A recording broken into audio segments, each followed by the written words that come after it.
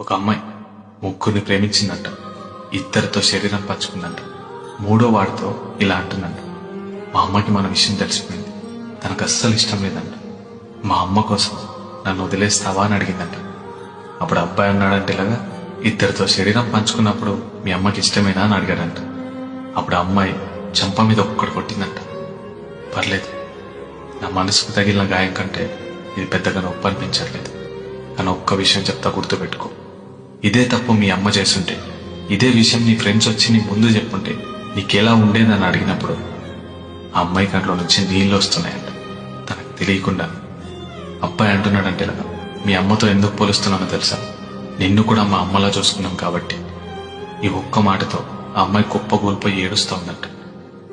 ఒక్క నిమిషం ఆలోచించండి, తప్పు చేసే ముందు.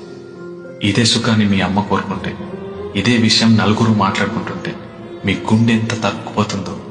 మిమ్మల్ని నిజంగా ప్రేమించిన అబ్బాయి మనసు కూడా మీరు ఇలాంటి తప్పు చేస్తున్నారంటే వాడి గుండె అంతకంటే ఎక్కువగా తరుక్కుపోతుంది.